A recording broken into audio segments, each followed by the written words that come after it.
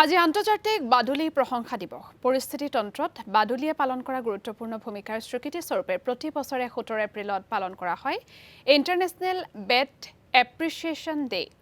ধুবুৰী চহৰ 1 নম্বৰ ৱাৰ্ডৰ ব্ৰহ্মপুত্ৰ পাৰত থকা একাংশ গছত আশ্ৰয় লৈছে বহু বাদুলিয়ে। সমগ্ৰ জিলাখনৰ বিভিন্ন স্থানত 1500ৰো অধিক বাদুলিয়ে আশ্ৰয় লৈ থকাৰ তথ্য পোহৰলৈ আহিছে।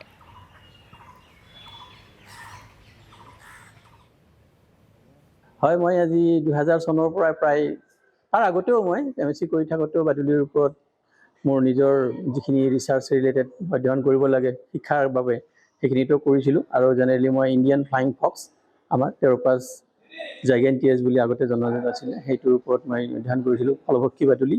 আৰু সঁচাই আজি এটা ভাল দিন আমাৰ কাৰণে, যিসকলে হয়তো বাদুলিৰ বিষয়ে আমি অধ্যয়ন কৰোঁ, কাৰণ আজি ইণ্টাৰনেশ্যনেল বেট এপ্ৰিচিয়েশ্যন ডে। আৰু সমগ্ৰ বিশ্বৰ লগতে আমি অসমতো হয়তো আজি এই বিষয়ে মনত কৰিছোঁ বাদুলিক।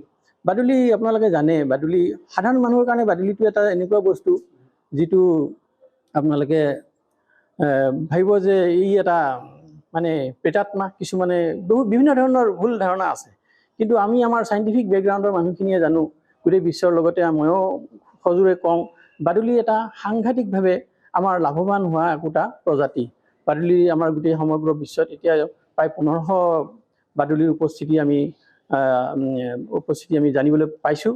আৰু তাৰ লগতে অসমত মই যিহেতু উত্তৰ পূৰ্বাঞ্চল অসমক ৰিপ্ৰেজেণ্ট কৰোঁ, গতিকে অলপতে মই অষ্ট্ৰেলিয়ালৈকে গৈছিলোঁ, তাতেও মই এইবিলাক কথা কৈছোঁ।